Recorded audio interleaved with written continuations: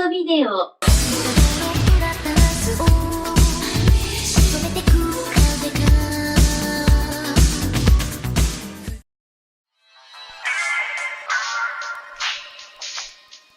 Gotta say, there's really nothing like going back to the early days of the OVA market. That era right there was truly the Wild West of anime content, the likes of which we may never see again. Think about it. You have this emerging technology in the form of the VCR that has opened up a brand new avenue of delivering new media to your base. New media that, by the way, was no longer restricted by the demands of broadcast standards and practices and merchandising potential. Put into that budgets that were made possible by a boom economy, alongside VCR manufacturing companies chipping in a couple of yen on the side, wink wink, and you got yourself a recipe for some wild ideas being delivered on video. And we all know how it went eventually. It got to a point where OVAs became defined solely by their violent content and or their pornographic content. But focusing on those aspects would be ignoring the fact that a lot of the first OVAs were just so completely out there conceptually, especially in 1985. The year the format really hit its stride. A lot of these animes could not have come out at any other point in time. We've talked about some examples such as Dream Dimension Hunter Pandora, an anime about a galactic bounty hunter who can hop dimensions and has a dragon for a sidekick, and Fight Exer 1, a cosmic horror story with giant robots fueled by the power of implied lesbianism.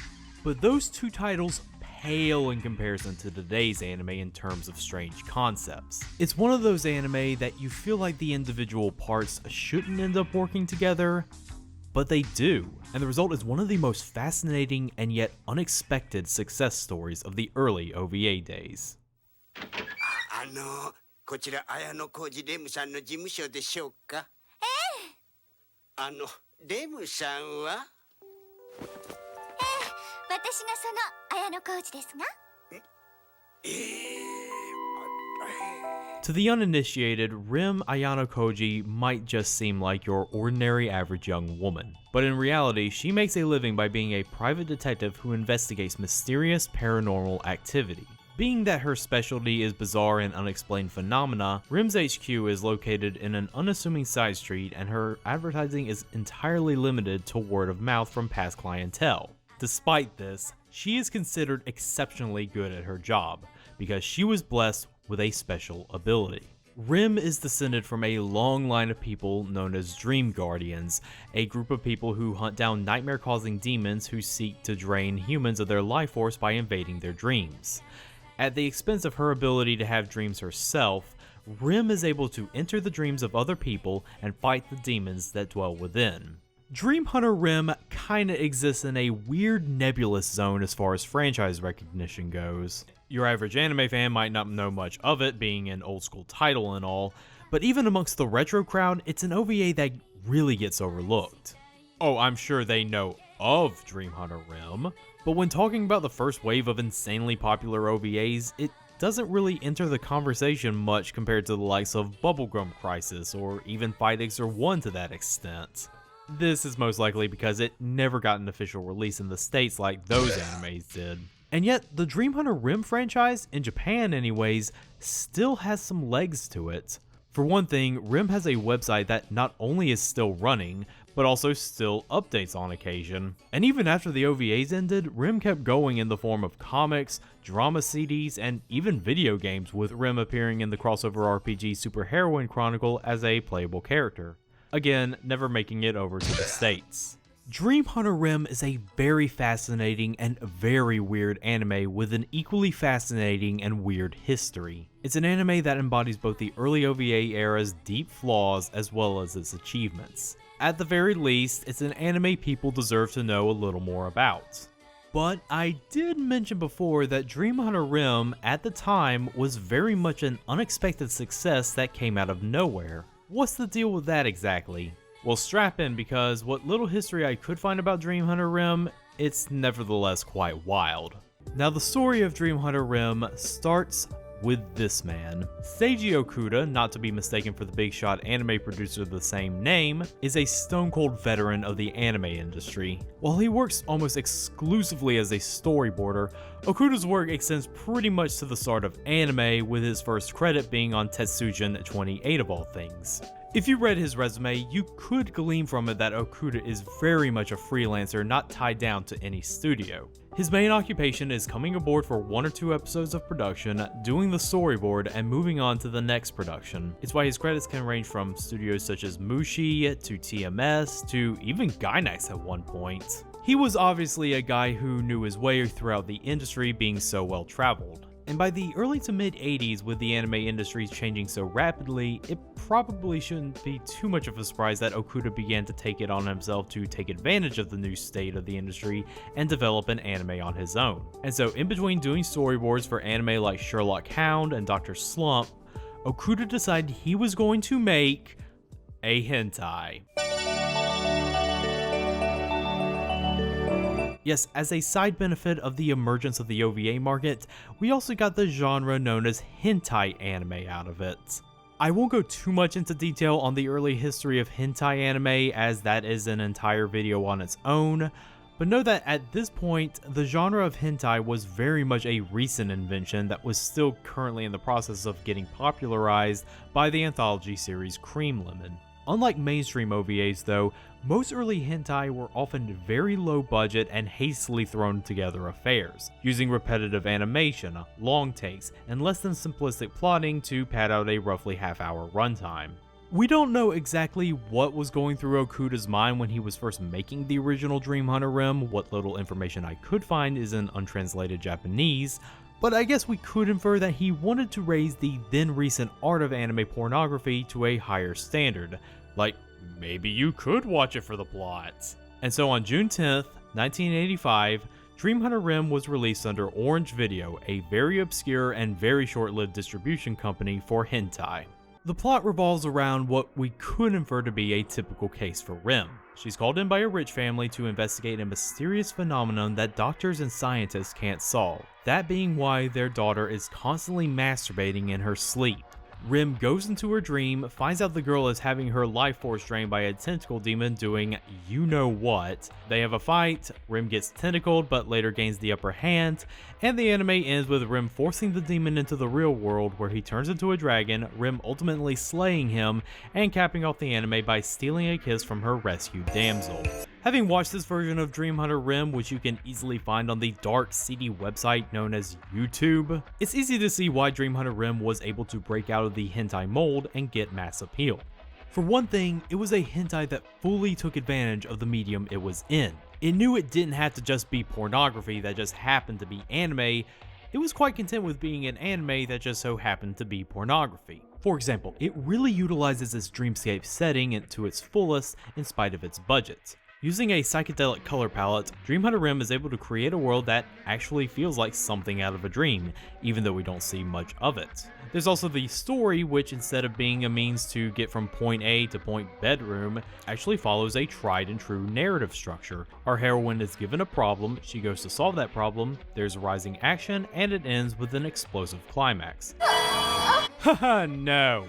The climax really is the highlight of this anime. They really pour a lot of the budget into this scene of Rem and her little animal friends fighting this destructive demonic dragon. Special mention goes to the cut where the dragon's tail sideswipes a couple of flammable barrels, causing them to scatter, which is then followed by a cut of them exploding in mid-air in a visually pleasing fashion. This is then followed by my favorite cut where Rem is trying to avoid the dragon's fire in a stunning display of character animation where you can actually see her butt catch on fire in classic cartoonish fashion for a few frames.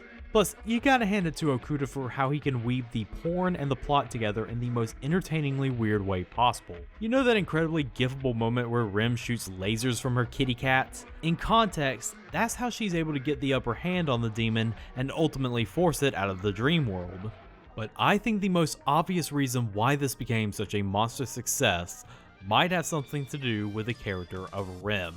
She is such an appealing character design-wise. She's got this color scheme that instantly makes her stand out with purples, magentas, pinks, and those distinguishing locks of emerald green hair. Her design is also maximized for making her as cute as a whole mess of buttons with her small stature and almost plush features. But instead of making her a helpless waif who stumbles through her occupation, the staff makes it very clear that Rem obviously knows what she's doing. She approaches every outlandish problem with the attitude of a peppy go-getter, someone who really enjoys doing their job because it helps people. Her getting her skin sloughed off until she's nothing but a skeleton doesn't even faze her, just another day at the office for Rem. But that doesn't mean she doesn't take her job seriously. Rem knows the inherent dangers of the dream world and when to get dangerous. This is when she turns into her Dream Hunter mode, complete with scandalous battle bikini armor. Here we see the true Rem as the courageous hero she is, willing to fight monstrosities 10 times her size and will not give up, even in the face of certain death. This is really helped by an amazing performance by Naoko Matsui, who performs Rem with the perfect amount of plucky confidence and heroic sincerity. Dream Hunter Rem.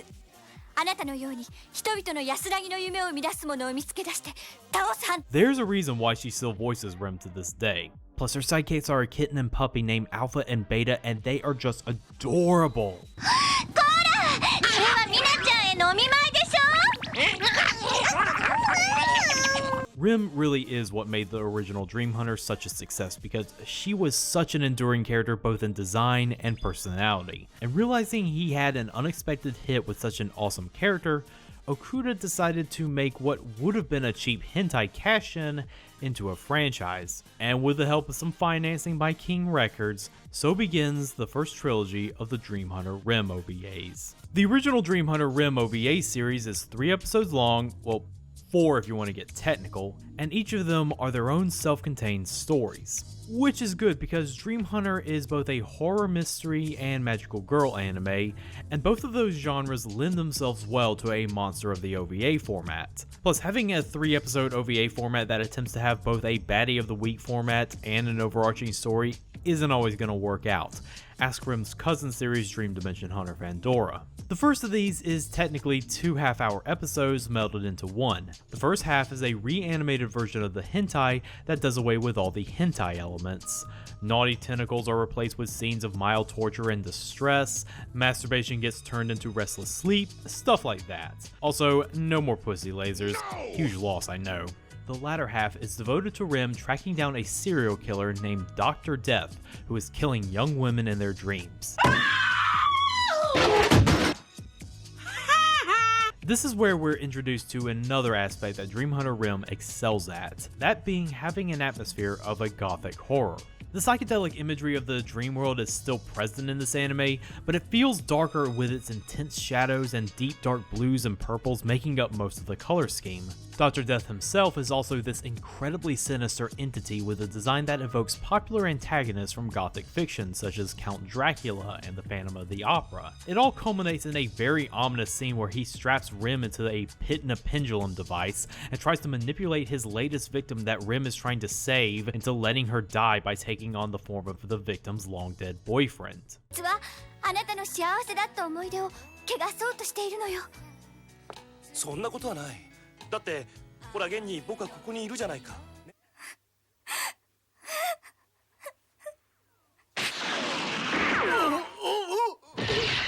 In the end, Rem is able to force Dr. Death out of the dream and take him down by having 2 powers that all cute 80s anime girls had, wearing spandex and packing heat. Seriously, Rem is just one on-screen cigarette break from becoming a Kenichi Sonoda character. But this actually brings me to what I feel are the strongest parts of every one of these episodes in the original OVA series. The climax of each one of these episodes are just the perfect set pieces involving Rem taking on the monster of the OVA in a big, explosive fashion. And I mean that almost literally. The choreography of these scenes perfectly fit the dynamic action and really sells Rem as a capable badass in her own right when she does things like bisecting a demon from the inside or exorcising a ghost with a bullet to the forehead. It also helps that nearly all of these scenes have some of the best looking fire and smoke effects for a production of this budget. You can almost feel the heat from the explosions, and the way the smoke and magic effects flow like water almost feels like something the staff really didn't have to do.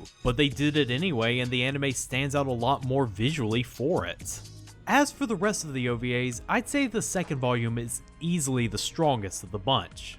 The plot involves Rem going undercover at a prestigious all-girls boarding school to investigate a series of mysterious deaths going on there. I say it's the strongest because it's also the scariest.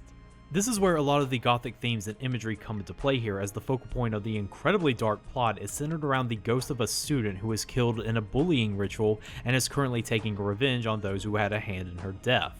The sister of the victim feels guilty for not saving her because she feared that she would incur the bully's wrath, and she also knows that the rotting corpse of her sister still lies at the top of the clock tower where the ritual took place. The direction of this episode is amazing with how they build tension and horror like something out of a Dario Argento film. Bright red streaking across dark blue and black backgrounds, shots of the clock tower as this imposing dark monolith, and lest we forget the reoccurring image of the young girl's mummified corpse as the vengeful spirit that it is. It really does the horror and mystery elements of the Dream Hunter Rem series justice, and it's also why I'm disappointed that the last episode of the original series opts for a more traditional Japanese folklore route that is more adventure mystery rather than horror mystery. Not that the plot itself isn't interesting, it's one that explores Rem's mysterious lineage as a dream guardian and how it pertains to the headless ghost of a legendary samurai that's currently wreaking havoc in this countryside, and it all leads up to a very satisfying climactic fight where Rem squares up with a giant samurai warrior in the middle of a war games exercise. The main problem with this OVA's plot is that for the first half of the story, it's completely devoted to this huge mystery involving a doll that is said to have calmed the spirit of the samurai, and it getting stolen is why the samurai's spirit was awakened in the first place. The whole mystery is a complicated piece of inter-family drama that involves double-crossing, disguises, red herrings, matricide, a hidden stash of samurai gold, and it's all rendered pointless when the doll gets ruined anyway, thus paving the way for Rem to be the only one to soothe the spirit of the ancient samurai. And once Rem starts battling the samurai, that whole mystery subplot gets rendered into an anti-climax and quickly forgotten. The only lasting impact that part of the story has is to introduce us to Dr. Keto, one of Rem's many allies. So on the whole, the last episode of the original series feels very unfocused compared to the previous episodes. The original series is overall good, if not great. It really plays with the dark, surreal atmosphere of dreams and nightmares and has plenty of well-animated action, and Rem is still an amazingly charming heroine. However, it's not perfect. For instance, there are a few instances where an already strange anime becomes a little too strange for its own good. I did say the second episode is the strongest because of how well it handles this gothic horror atmosphere, but some of that atmosphere gets deflated a little in the climax where the restless spirit turns the clock tower into a rather doofy looking mech. And then there's that scene in the third episode where Enko, a Buddhist monk and another one of Rem's allies, gets seduced by an androgynous teenage boy who's implied to torture animals for fun. It comes out of nowhere and it's never mentioned again. And this isn't really a positive or a negative per se, but even though this is no longer a hentai, Dream Hunter Rem also doesn't want to throw out the naked anime girls with the bathwater. But all in all, Dream Hunter Rem was a success in its run from 1985 to 1987, and with that success comes plenty of money. Money that could be put towards lots of things, such as, I don't know, another Dream Hunter Rem series?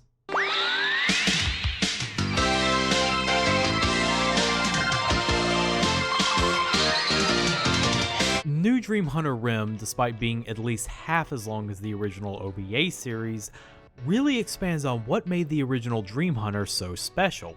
Running from 1990 to 1992, it follows the same episodic format of the original despite only having 2 episodes to work with. The first episode involves Rem being transported to the dream of a paralyzed little girl named Mina, where a witch is trying to lure Rem there just so she can steal her youth.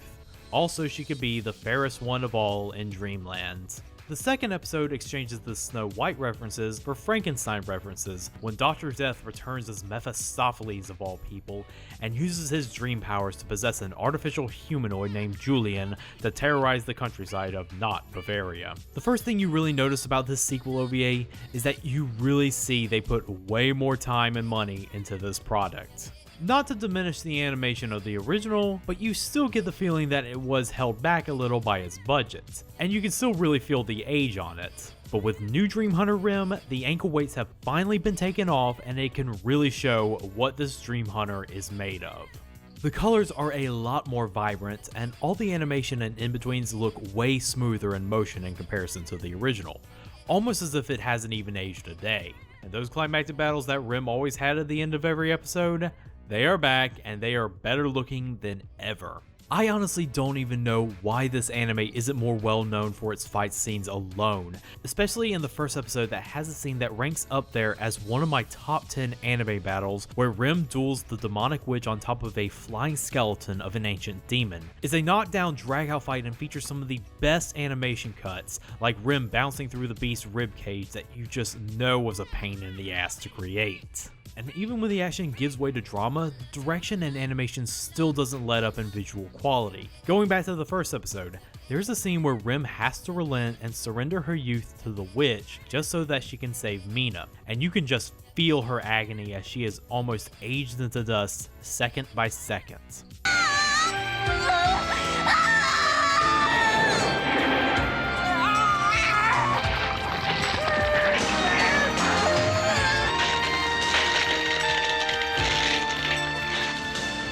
As for the story of the actual episodes, I feel like it all goes to the first one.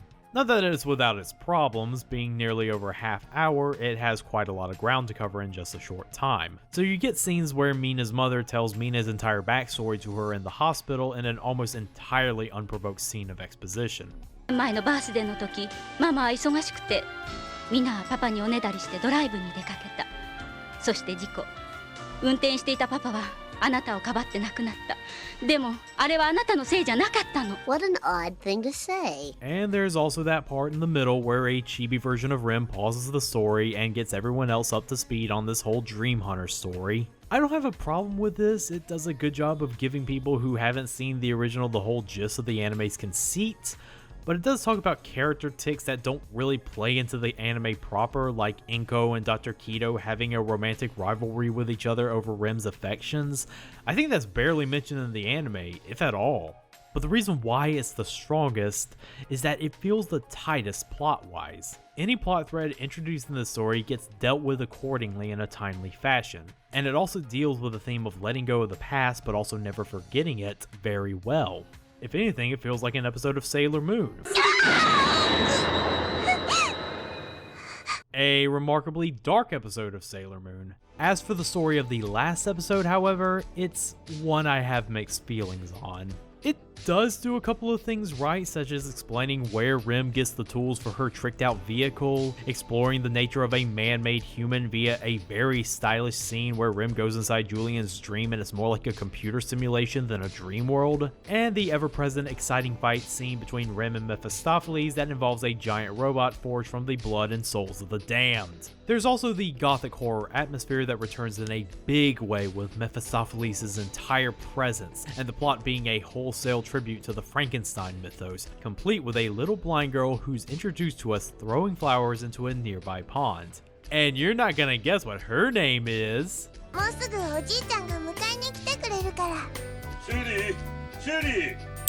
The thing is, though, that the story being so chock full of references to Western literature, it almost bogs the story down. It's one thing to have a character read a passage from Goethe to demonstrate his intelligence. It's an entirely different thing to devote a lengthy scene about the connections that dream guardians have to the writings of Freud, Nostradamus, and the philosophical nature of dreams, all just so you can establish the reason why Rem is here in the first place.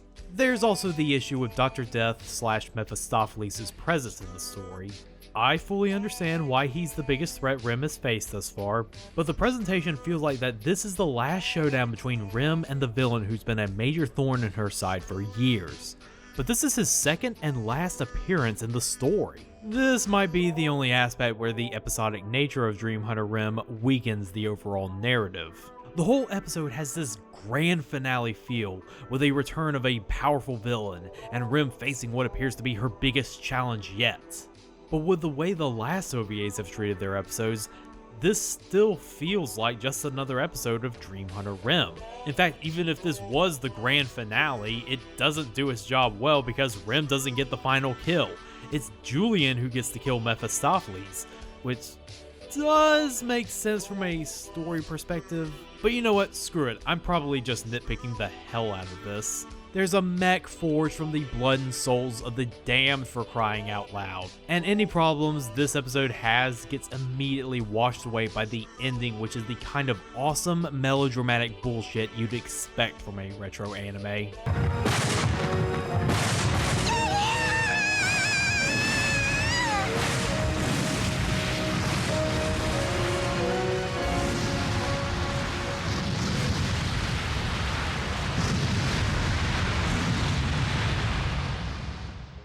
Dream Hunter Rem as a franchise represents the early OVA days in its most potent form, a diamond in the rough. Once a simple hentai, it was able to break that mold by utilizing the medium it was set in to its fullest. If anything, the porn was a distraction from all the things that made Dream Hunter Rem so good, and once it shed that albatross, it was allowed to stretch and grow, reaching an audience that went beyond the average anime perverts. Of course, it still carried with it plenty of nudity, violence, and buck-wild craziness that was expected of an OVA in the 80s, but it did so in a way that was way more stylish and charming than its contemporaries. Even with all the weird moments and overall nitpicks, it all seems to come together and work as a whole. This anime would be nothing if it wasn't for a character like Rem. She is, without a doubt, one of the most underrated anime heroines of the 80s. Not only does she have a great design, but also a great personality. Someone who's cute and kind, but also brave and willing to fight to the death to defend those who can't.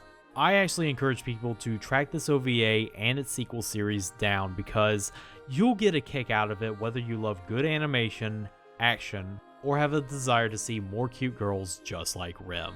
Trust me, I know there's a lot of you.